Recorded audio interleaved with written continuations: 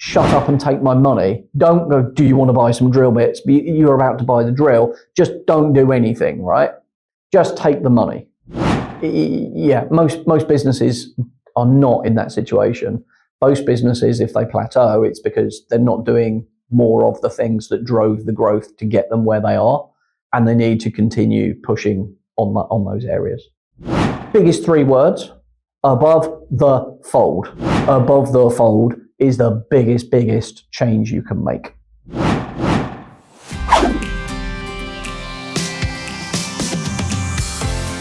Hey everybody, we're Tillison Consulting and we love digital marketing, and you're listening to the Inside Digital podcast. This is your one-stop shop to learn and expand your knowledge within the digital marketing space. It's never been more important to have an online presence, and in this show, our experts will talk about SEO, PPC, and everything in between. They'll share their personal insights, experiences, and strategies they're taking advantage of so the rest of us can do the same. Here's today's episode.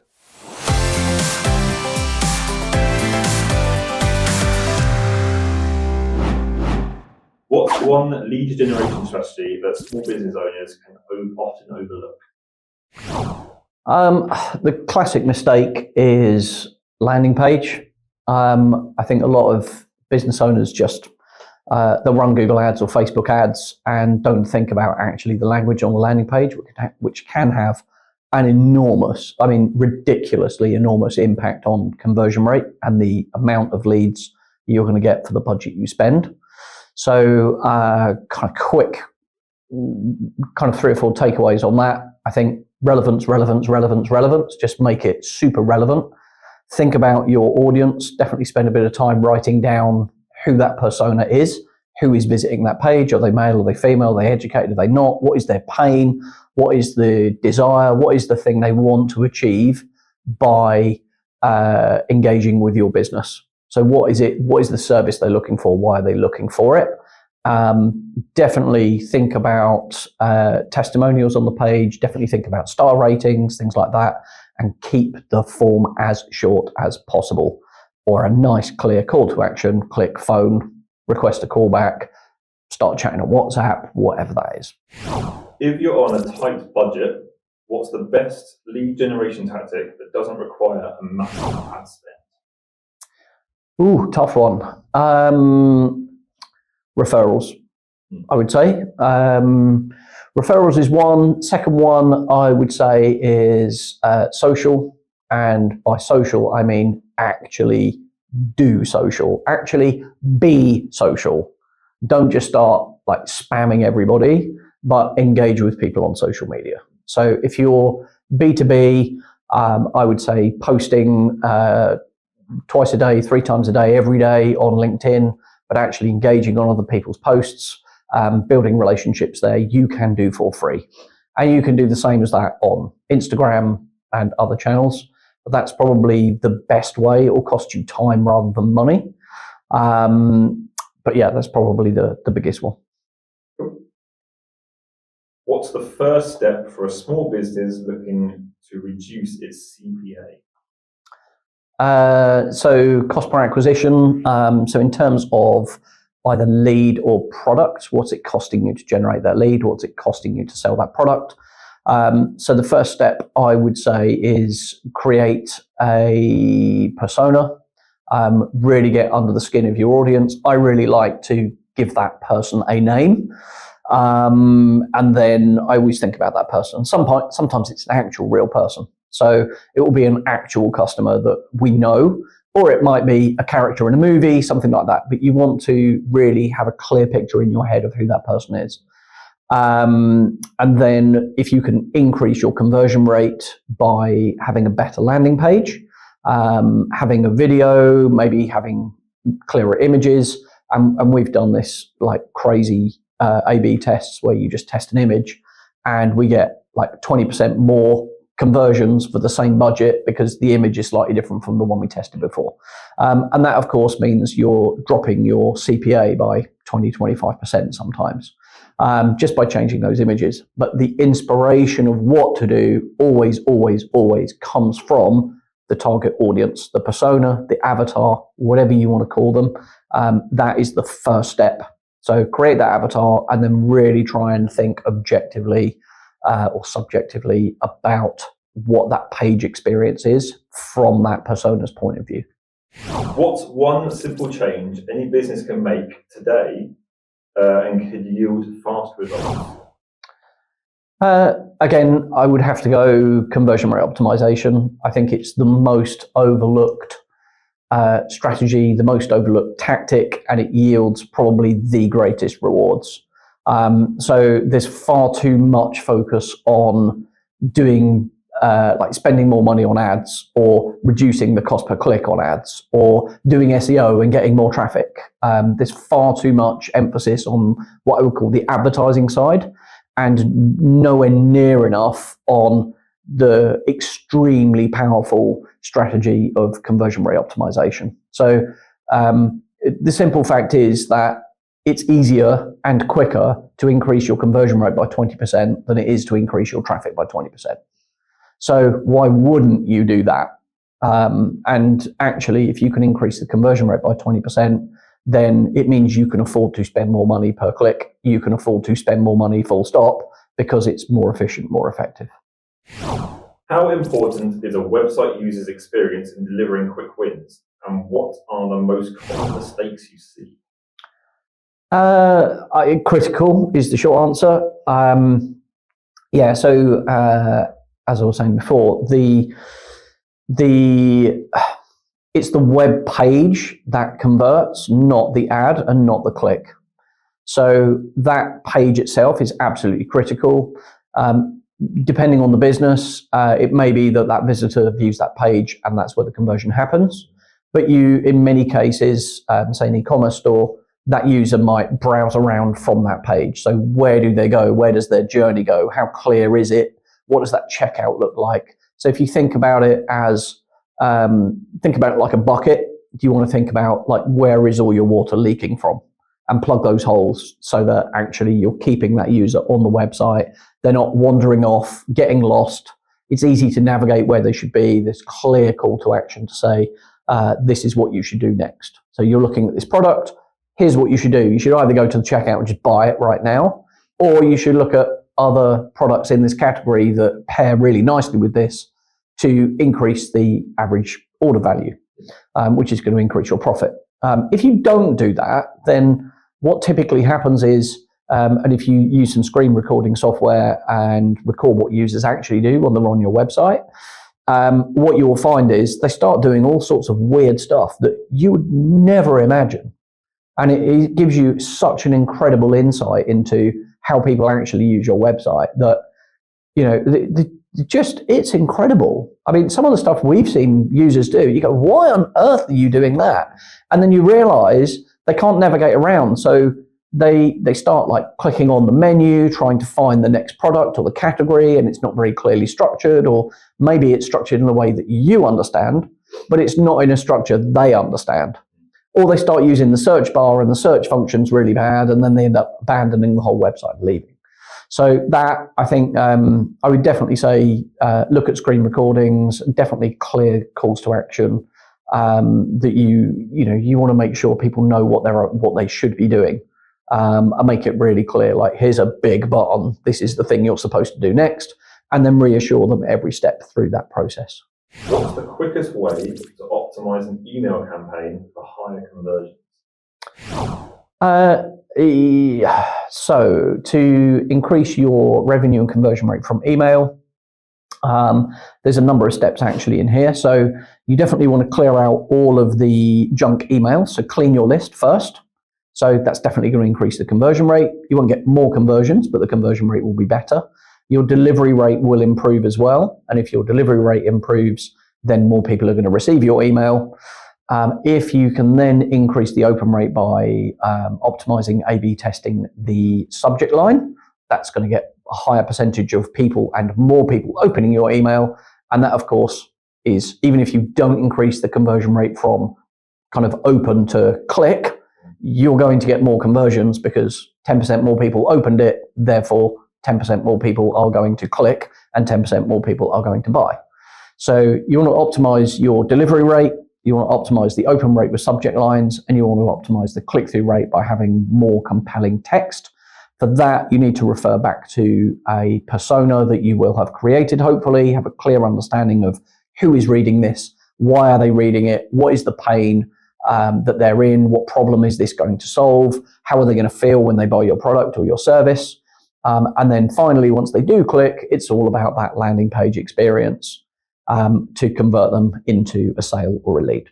If a business owner is just starting in digital marketing, where should they focus their efforts first?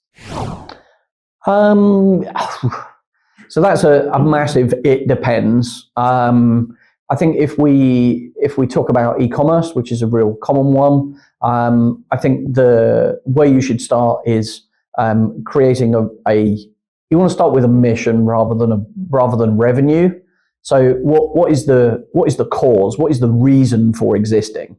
Right? And it might be because I want to buy a load of boxes and sell them, and it's just arbitrage, right? I'm buying a product and I'm reselling it. But you've got to have a cause, you've got to have a mission. Your brand has to stand for something.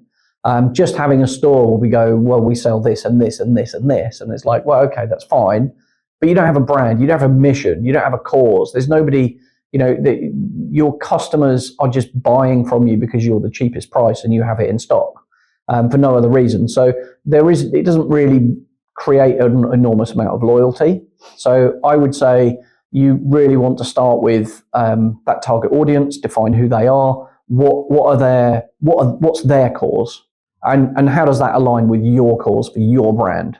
Because if you can say, actually, my cause is I want to save the planet, I want to save the world, I want to be more eco-friendly, and that's your cause, and that's what every product you sell on your store is about, and that resonates with your audience, and the reason that they should buy this product is because it's got less plastic in it, then you have a reason to buy this.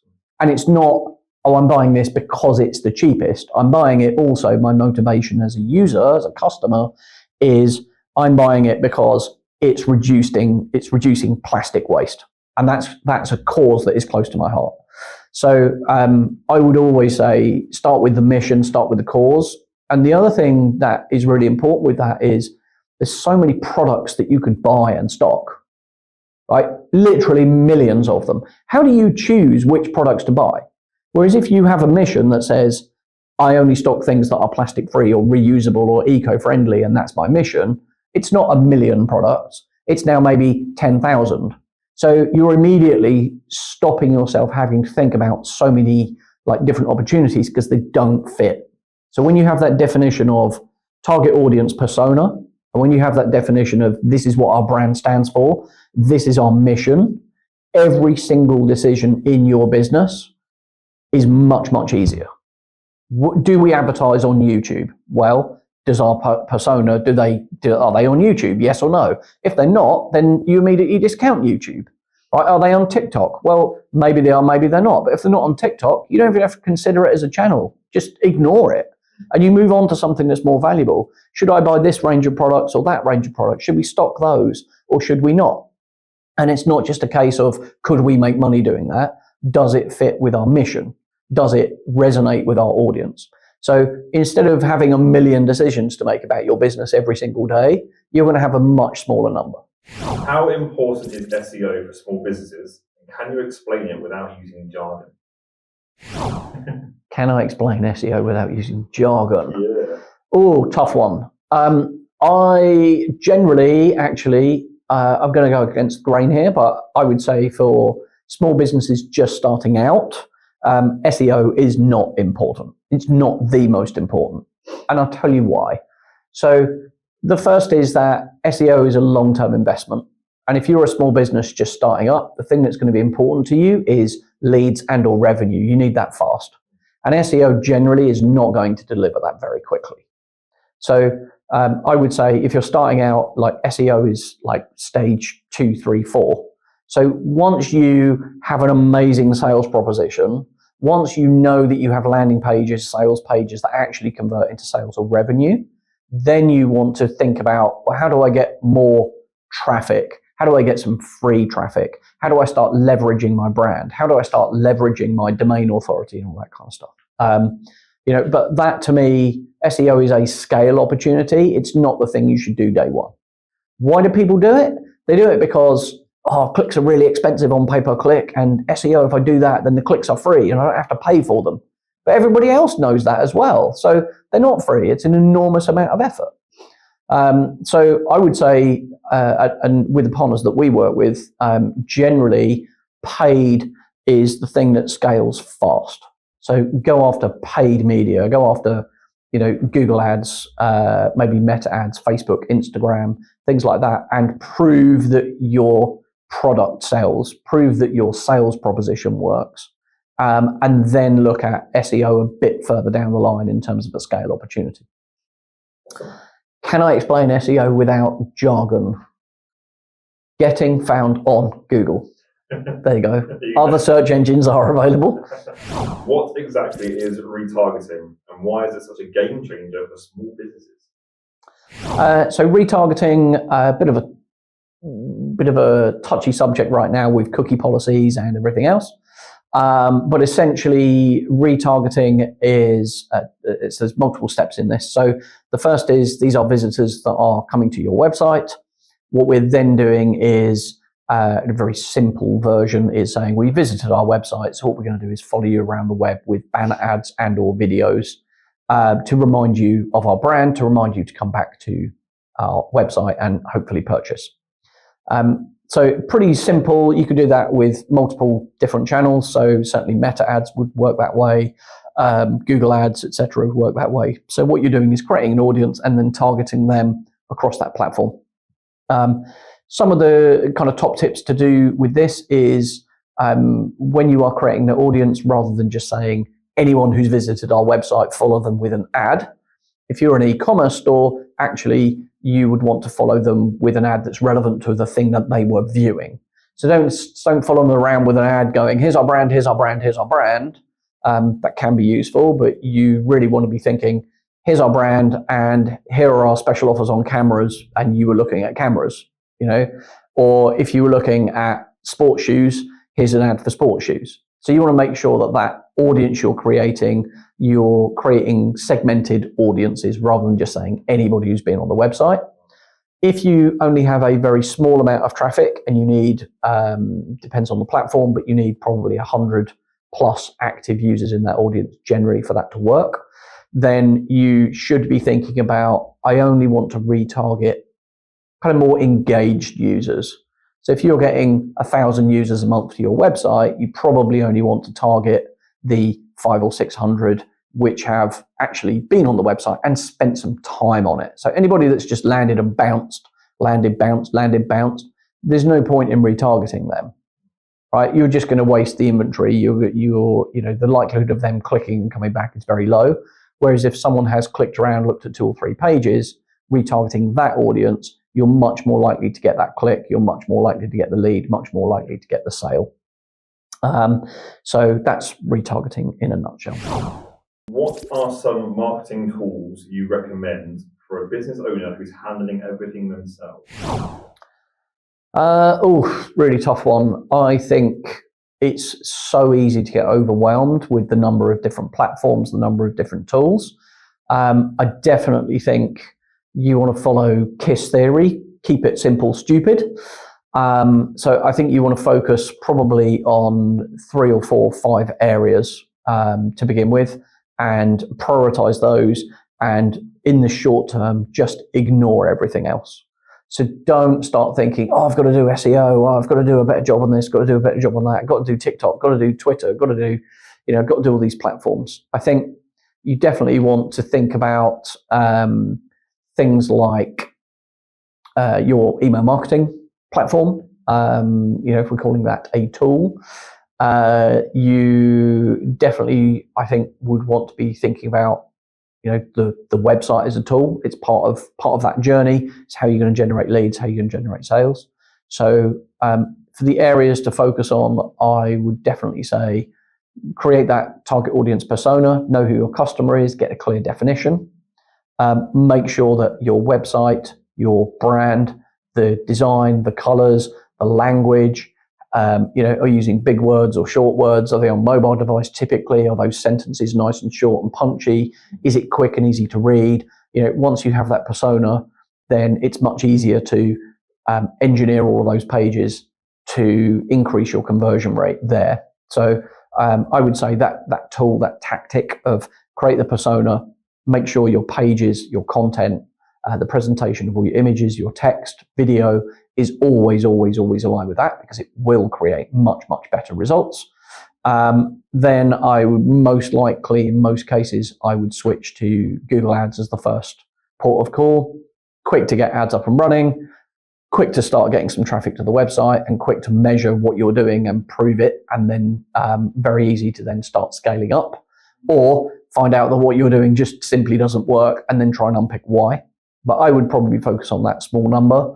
I would avoid gimmicks, avoid the get rich quick stuff.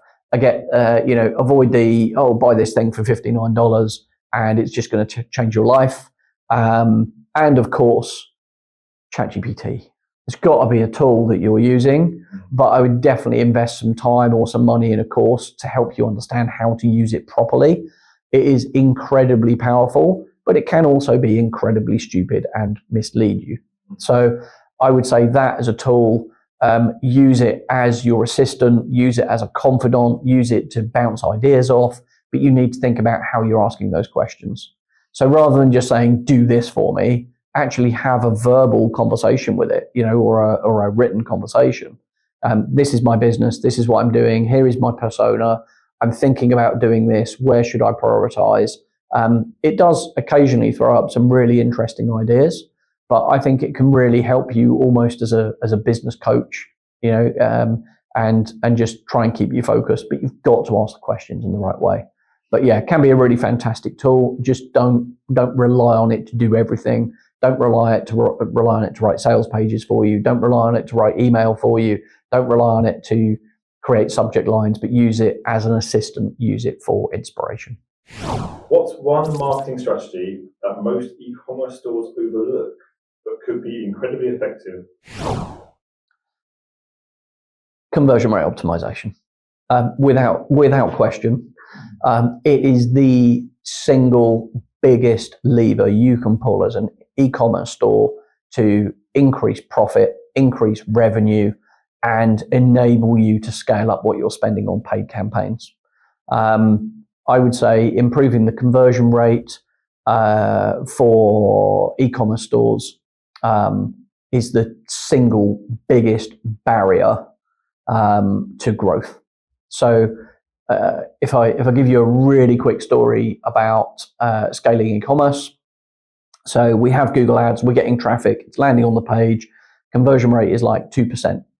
Okay, and we can't afford to compete really with the cost per click. Everyone else is paying more than us. We can't compete. Why? Because the conversion rate isn't high enough.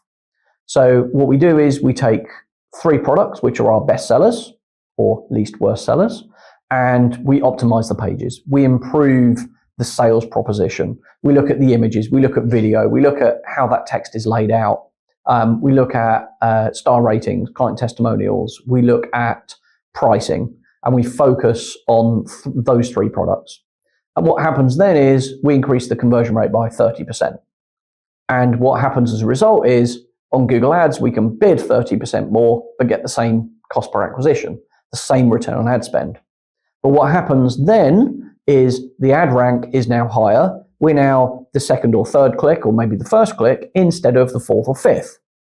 And that means the conversion rate is higher on the first or second or third click than it is on the 4th or 5th. Why? Because it's the first click or the second click, right? When you're the 5th or 6th click, usually the user's already made a decision, and you have to work really, really hard to convert at that 4th or 5th click. Whereas the increase bid, when we're first or second, we're increasing the conversion rate. And because you then increase the conversion rate, then the CPA comes down, and Google will then say, well, hang on, I can bid 10% more because your conversion rate went up 10% because your ad rank is slightly higher. And then you get from second place or second or third to first or second, and the conversion rate is higher again.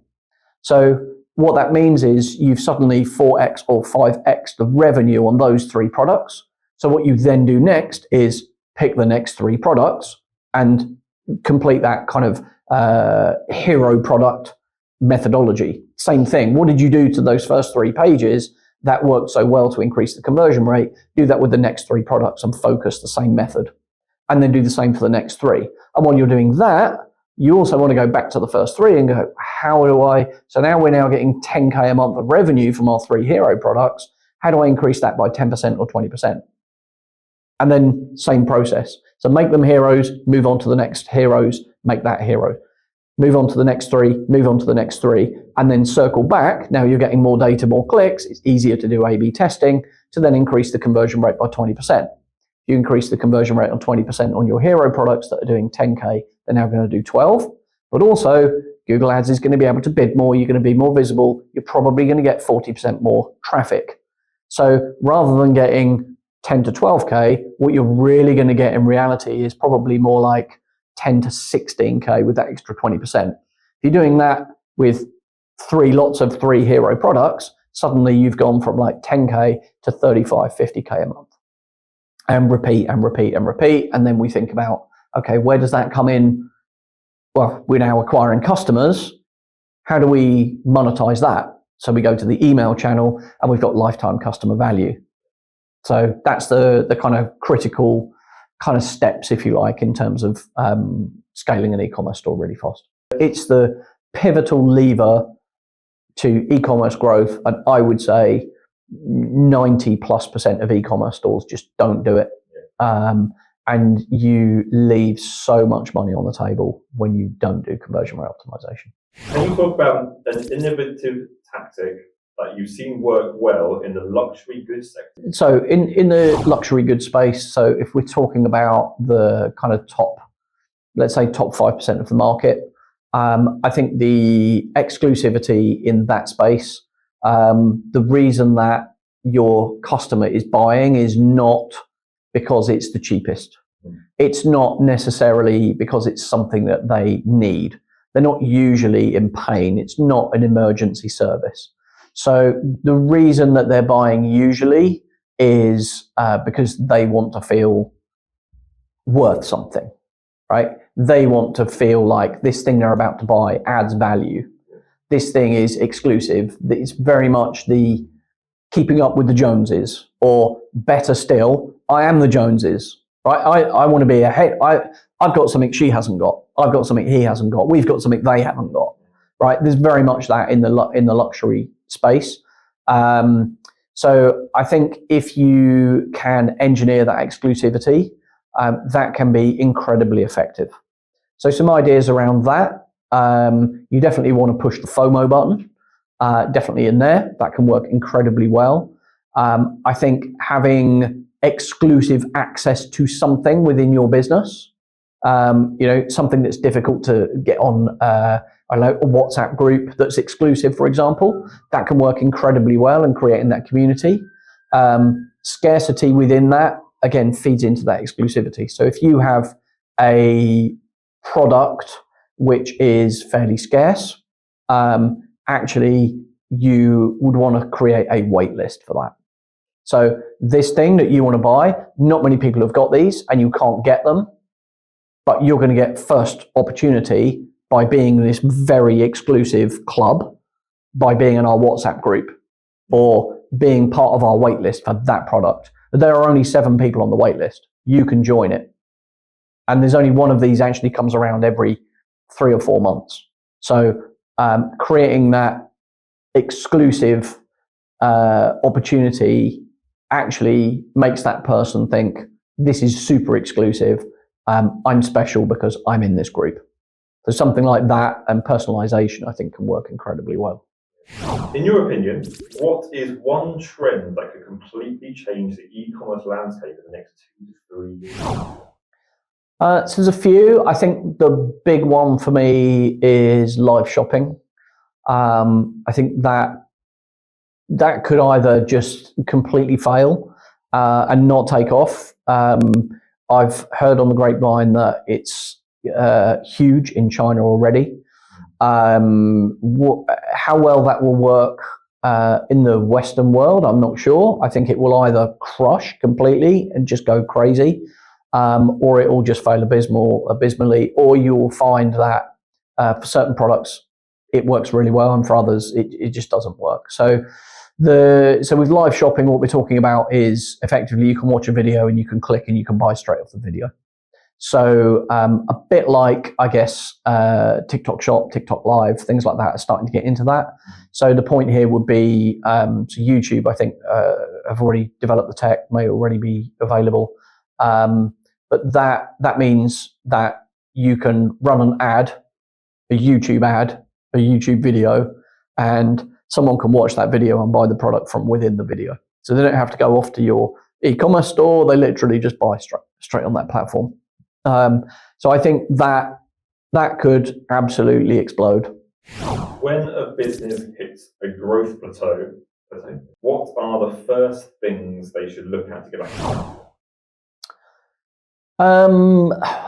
So I think with that, there's so many factors that could impact that. I think you definitely want to divide up your products. If we're talking e-commerce, you want to divide those products up and then look at the same data but in a segmented way. So is it this product category that has plateaued, or is it this one's grown and that one's dropped off? So I think divide and conquer would usually be my approach there. So what has plateaued? Is it like every single product? Unlikely.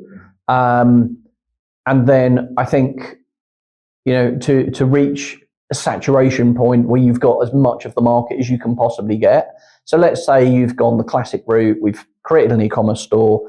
We created a bunch of products. We're running Google Shopping. We've maxed that out. We've optimized like our conversion rate so well that it's impossible to get any better. That's never going to happen, by the way. But let's assume that, we've got that so nailed that it just works like a dream and there's no opportunity there, or no realistic opportunity for the amount it would cost us to improve. Okay, so let's say that all our CRO is absolutely nailed. Let's say we've got the best pricing and the best products, and we've nailed that. We've got an email list, which is great, and we've maximized that. So, and we've got all of our Google ads like nailed, or Google Shopping and Bing Shopping. We've got all that nailed, and we've done all the SEO and we're ranked at everything, right? So assuming you've done all of those things and you've reached a plateau, then I think you need to start looking at more top of funnel. You need to start looking at demand generation. You need to be doing Facebook, Instagram, Google demand gen, YouTube ads, to then start creating demand to drive more search. If you've done all those things, which is highly unlikely, then you probably need to be looking at, well, if we've reached all of our audience, we either need another audience to go after, or we need some more products to sell to that same audience. But most businesses are not in that situation. Most businesses, if they plateau, it's because they're not doing more of the things that drove the growth to get them where they are, and they need to continue pushing on those areas. How important is the checkout experience in driving conversions, and what are the common mistakes? So checkout process, super critical. So the kind of one-click checkout, which is popular, actually can work incredibly well in terms of conversion rate. The downside of a one-click checkout is that it can limit the opportunity to increase the average order value. So when we're kind of landing on a product page, we've searched online, we've clicked a paid ad or an organic link, we land on a product page and we go, that's the drill I want, that's great. And you land on the page, one-click checkout, and we pay with Apple Pay, Google Pay, or whatever, and we've paid and we're off, we've left, okay? And that's great for conversion rate, and that might be brilliant for your business. But what you miss out on there is the opportunity to then say, well, you might want some drill bits with that, or you might want some other accessories, or, there's very little in terms of upsell when you do things in that way. So I think that's one area you definitely want to think about, like A/B testing. If you're not using one-click checkout and you've got a checkout process, the common issues I think are having too many steps in that process. So when it takes like 3 or 4 pages to get through and put your delivery details in and all that kind of stuff, I think that is that can massively impact conversion rate. And I'm talking like 20-25% sometimes. So if you're doing 100K a month, it's literally costing you 25K, just because it's too difficult. So that's one area. A classic one is, it's not specific to checkout, but it's surprising people with delivery charges in the checkout. That is arguably the most divisive, tactic, if you like, just not having delivery clear and center, or not doing free delivery, which most people expect, unfortunately. So just being upfront and clear about that, so it's not surprising the checkout. But I've seen some truly horrific data when you start looking at sites where they go, oh, we don't mention delivery anywhere, and then suddenly it's £10 or £20 or £50. I've genuinely seen that for some home improvement products. It's like, but it costs us £50 to deliver it. I know, but you can't promise a price of £400 and then get all the way through to checkout, take all my details, and then go, oh, sorry, by the way, it's now $450. That, so that checkout, I think, having that in the checkout is a massive, massive no-no. It creates such an enormous cart abandonment rate. So delivery in the checkout, definitely a big no-no. And the other one is having to fill your details in twice for delivery and card address. So most sites don't do that. Most sites just have this option. The default is you put in your card details and you go, yes, it's the same as delivery address, and you carry on. But some of them go, where are your card details? Here's my address. And then you go to the next page and it goes, where do you want it delivered? And you've got to fill the whole thing out again. It's just super annoying. And the other thing I would think about with, again, this is something to think about and test. So there's a school of thought that when the user is in your cart, you just want to take the money. Just don't interrupt them with anything else. Don't put a discount code voucher on there, because you know what happens? They go off to Google and they search for a discount code, and then one of your competitors comes up and then they find a cheaper price, and now you lost the sale. So you distracted them. They're about to give you their money. Here's my card. Take my money. Oh no, hang on a minute. Please go off to the internet and try and find a discount code. So that's one. And the other one is upsells and cross-sells in the cart. So there is a school of thought that says, shut up and take my money. Don't go, do you want to buy some drill bits? You're about to buy the drill. Just don't do anything, right? Just take the money. And there's another school of thought that says you want to do those upsells and cross-sells because it's going to increase your average order value. So I would definitely say in the cart, you want to test what works best for your audience, your products, your store. Because yes, you might increase the average order value by, let's say, 10%, but if you reduce the conversion rate by 10%, actually by the time you work out your profit, you're making less money. So you really have to A/B test that and understand from your audience what works best. But yeah, keeping it simple generally as a standing principle is probably the best advice to start with. What's one design change you've seen make a huge impact on conversion rates? Negative space or white space. I'm not a designer, and I couldn't tell you like how many pixels it is or whatever, but just creating that less crowded, less intense kind of feeling when you're on a page can have a massive impact. Actually, I'm going to backtrack. So the design change, actually, the biggest thing, biggest 3 words, above the fold. The biggest design change if we're talking about e-commerce stores, right? So actually, we did this just recently with one of our stores, and there's so much information we're trying to cram onto a mobile page to get all this and create enough white space where it doesn't feel crowded, but the important information is there. So we did a number of things. So number one, we reduced the way the text was. So it's huge long paragraphs with lots of words that no one's ever going to read. So we changed that from like 5 or 6 like long paragraph, 5 or 6 lines, 7, 8 lines of text to 4 bullet points. Bang, bang, bang, bang, right? 4 bullet points. That meant all of the content, all of the call to action button, the add to cart moved up the page. So now we then say, well, hang on, we can't see that thing's in stock and we can't see the price. What else can we get rid of? Oh, we've got this stuff up in the header. Actually, we don't really need that there. It's kind of repeated lines. Let's get rid of that whole row because it's already replicating something else.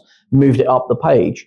So we actually managed to get the price, the stock availability, which is critical, and the call to action button to add to cart all above the fold. And I think the conversion rate has actually gone up something like 45%, which is just enormous. And that is just literally because user is going to Google, looking for product, clicks on an ad, lands on a page, they can see all of that information and the critical points. Is it the product I'm looking for? Yes, there's an image. How much is it? Is it in stock? What do you want me to do? Add to cart. And you don't have to scroll anywhere to do those things. So I would say above the fold is the biggest change you can make.